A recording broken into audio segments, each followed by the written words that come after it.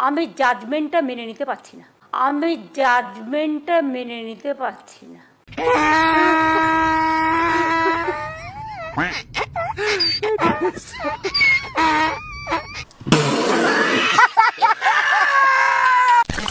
আচ্ছা, ধরুন কোনো চোর চুরি করতে গিয়ে হাতে নাতে ধরা পড়লো এবং পরবর্তীতে তাকে আইনের হাতেও তুলে দেওয়া হলো।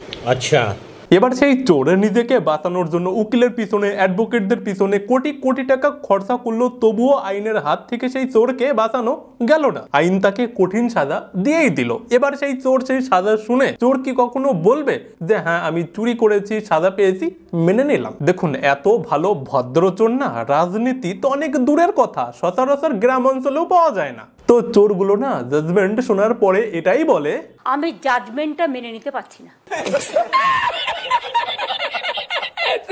আজকে যা হলো না, তৃণমূলের নেতা নেত্রীদেরকে মনে হচ্ছে যে সেই গুলিমুলি কি একটা অ্যানিমেশন চলছে না, সেই অ্যানিমেশন বানিয়ে নিয়ে রাস্তাঘাটে ঘুরতে হবে।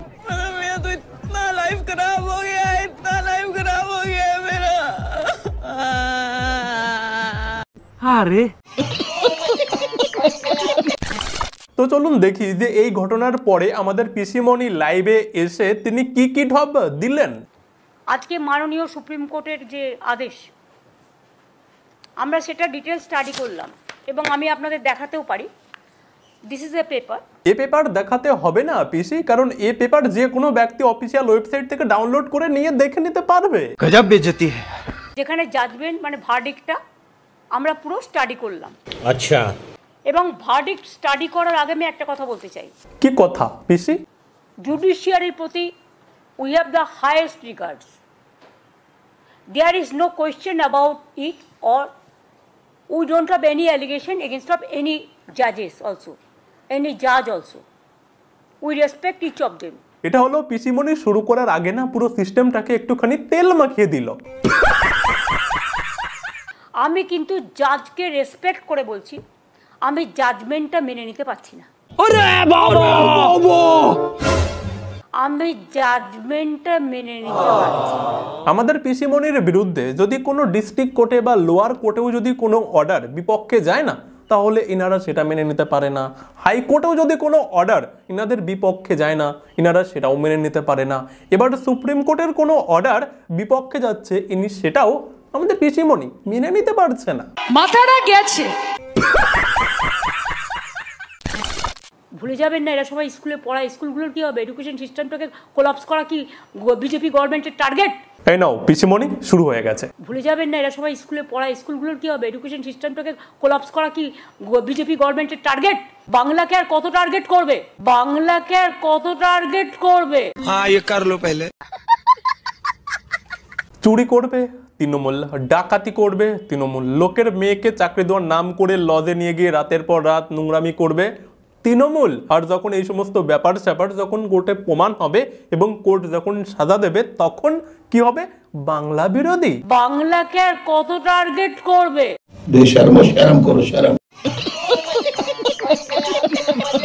আমাদের এই কেসে তো CBI education, the then education মিনিস্টারকে জেলে রেখে দিয়েছেন আজকে অনেক দিন হয়ে গেল।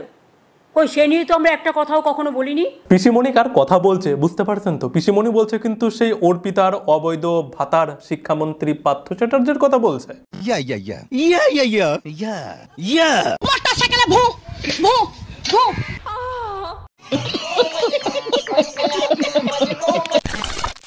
তো একই অপরাধীর কবার শাস্তি হয়? একজনের অপরাধ মানে? একজনের অপরাধে কজনের শাস্তি হয়? মানে ইনি বলতে চাইছে কি পার্থর একার অপরাধ? মানে পুরো চাকরি চুরিতে এত লোক ভিতরে গেল, একদম কোর্টের হাতে পায়ে ধরে জামিনে মুক্ত হয়ে এখন বাইরে কোনো রকমে ভয়ে ভয়ে লুকিয়ে লুকিয়ে এখানে ঘুরে বেড়াচ্ছে, পার্থ শুধু একা? আমার মনে হয় পিসিমণি প্রথমে ভেবেছিল যে একটা পার্থকে যদি বলি করে দিয়ে যে কয়েকশো হাজার কোটি টাকা কামিয়েছি, সেটা যদি বাঁচানো যায় তাহলে ভাই যাক না, এক পার্থ চলে গেল, তাতে কি হয়েছে, যাক একটা পার্থ। কিন্তু দুঃখের বিষয় আমাদের পিসিমণির পুরো পাশাই উল্টে গেল। তর্কের খাতিরে যদি আমি ধরেও নিই, এর মধ্যে 2-4 জন আছে যাদের ওরা টার্গেট করেছে। যদি আমরা ডিটেলস পাই, স্টাডি করে, ইনভেস্টিগেশন করে, নিশ্চয়ই আমরা আমাদের দায়িত্ব দিলে আমরা সেটা করব। সত্যি আমাদের পিসিমণি কত সৎ ব্যক্তি রে বাবা, মানে ভাবা যায় এর মধ্যে নাকি আর একজন দুজনে আছে যাদেরকে নাকি বিজেপি টার্গেট করেছে, তাদের যদি মানে তাদের তদন্ত যদি আমাদের পিসিমণির হাতে দেওয়া হয় তাহলে পিসিমণি তাদেরকে খুঁজে বের করবে। বাবা এত সৎ মানুষ যে 2021-22 থেকে এই পুরো ব্যাপারটা চলে আসছে। কোর্ট এতবার করে বলল যে অযোগ্যদের তালিকা আমাদের কাছে দিন, অযোগ্যদেরকে আমরা ছাঁটাই করে দেই, বাকিগুলো থাক। ভেবেছিল যে না না না না না না, অযোগ্যদের তালিকা দিলে তো আমাদেরকে সেই টাকা রিটার্ন করতে হবে, ওর থেকে ভালো যোগ্যদের তুলনায় একটুখানি কম আছে। পুরো ব্যাপারটা এরকমভাবে যোগ্যদের মাথার উপরে ভর করে যদি অযোগ্যদেরকে বাঁচিয়ে দেওয়া যায়, কিন্তু হলো না। আজকে আমি এসছি প্রেস করতে, আমরা পুরো যৌথ পরিবার হিসেবে সবাই মিলে মানবিকভাবে তাদের পাশে দাঁড়াতে এসছি। মানুষ যখন বিপদে পড়ে তার মনে হৃদয়ে অনেক ব্যথা হয়, কারো বুকে ব্যথা হয়, কারো মনে ব্যথা হয়। বলছে আমার প্রিয় দর্শকবৃন্দুরা, যারা এই ভিডিওটাতে এখনো লাইক করেননি এবং চ্যানেলটাকেও সাবস্ক্রাইব করেননি, তাদেরকে একটা ছোট্ট কাজ দিচ্ছি, একটুখানি মনোযোগ দিয়ে করবেন তো। আপনাদের আশেপাশের এলাকার দোকানগুলোতে একটুখানি খবর নিন তো যে ঝান্ডুবামের মলম তাদের দোকানে এখনো আছে নাকি সব আউট অফ স্টক। শুধু বাংলার মানুষের ভাগ্যে কেন তাদের অদৃষ্টে সারাক্ষণ দুরাচার, ব্যভিচার, দুষ্টাচার, মিথ্যাচার, দুর্ভোগ, দুর্যোগ, দুশ্চিন্তা, দুঃশঙ্কা কেন থাকবে?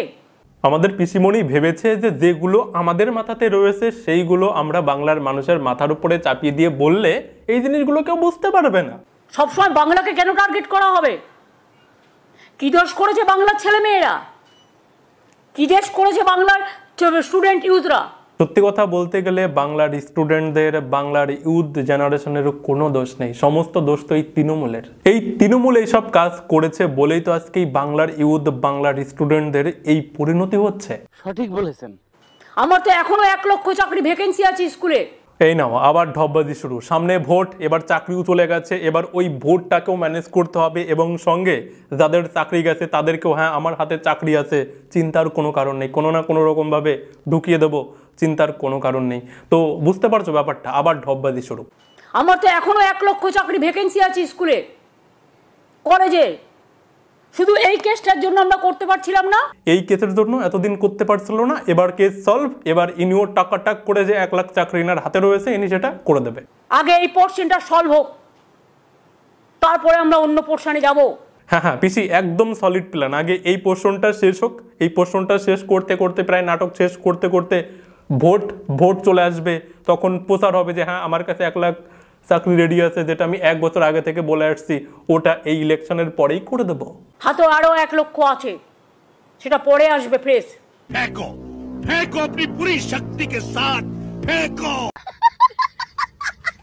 যদি 25,000 টিচার স্কুলে গিয়ে না পড়াতে পারে তাহলে এরা ইঞ্জিনিয়ার তৈরি করবে কারা? হ্যাঁ হ্যাঁ হ্যাঁ হ্যাঁ, কি তৈরি করবে কারা? ইঞ্জিনিয়ার তৈরি করবে কারা? উঠালে রে দেবা, উঠালে রে বাবা। অযোগ্য শিক্ষক শিক্ষিকারা কি তৈরি করবে? ইঞ্জিনিয়ার তৈরি করবে। কি ইঞ্জিনিয়ার? অশিক্ষিত ইঞ্জিনিয়ার। চোর হোক জাত ভালো। ডাক্তার তৈরি করবে কারা? আইপিএস তৈরি করবে কারা? আইএস তৈরি করবে কারা? ডাব্লিউবিসিএস তৈরি করবে কারা? ডাব্লিউবিপিএস তৈরি করবে কারা? টিচার হবে কারা? প্রফেসর হবে কারা?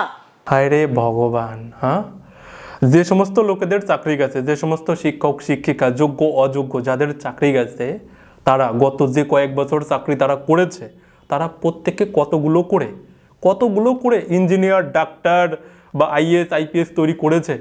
কারোর কাছে কোনো তথ্য থাকলে একটুখানি দিন না। আইপিএস তৈরি করবে কারা? আইএস তৈরি করবে কারা? ডাব্লিউবিসিএস তৈরি করবে কারা? ডাব্লিউবিপিএস তৈরি করবে কারা? টিচার হবে কারা? প্রফেসর হবে কারা?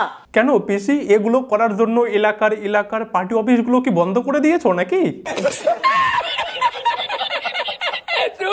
এডুকেশন সিস্টেমকে কোলাপস করা মানে আমাদের ছেলেমেয়েরা ভবিষ্যতে লার্নিং মানে শিক্ষার সুযোগ না পেয়ে, এত টিচার যারা পড়ান তাদের বঞ্চিত করে শিক্ষার মানটাকে দমিয়ে দেওয়ার চেষ্টা করছেন না তো? এটা আমার মনে একটা কোয়েশ্চেন এসছে। আমাদের বাংলার শিক্ষার সব থেকে বেশি 12টা কে বাজিয়েছে আপনারা বলতে পারবেন? আমাদের মাননীয়া তিনি কি করেছে? তিনি এই স্টুডেন্টদের মাধ্যমিক উচ্চ মাধ্যমিকের যে সমস্ত পরীক্ষার্থী আছে না, তাদের খাতায় তারা পাস না করতে পারলেও তাদেরকে পাস করিয়ে দেওয়া হয়। আর শুধু তাই নয়, যারা 60 নাম্বার পায় তাদেরকে 90 করে দেওয়া হয়, যারা 40 পায় তাদেরকে 60-70 করে দেওয়া হয়। এটা আমি বলছি না, মাননীয় বলছে। এখন তো অনেক সুযোগ করে দেওয়া হয়েছে, আগে তো নাম্বারই দিত, আমাদের সময় 40 নাম্বারই দিত, এখন তো করে দেওয়া হয়েছে, এখন তো 80-90 মানে পরে করে দেওয়া হয়েছে। তো এবার আপনারা বলুন যে শিক্ষার 12টা কিরকম ভাবে বেজেছে। আর তার মধ্যেও এর পরেও আবার অযোগ্য মানে ঘুষ নিয়ে টাকা নিয়ে 8 লাখ 10 লাখ করে টাকা নিয়ে অযোগ্য শিক্ষকদের মানে লোকেদেরকে শিক্ষক শিক্ষিকা বানিয়ে দিচ্ছে।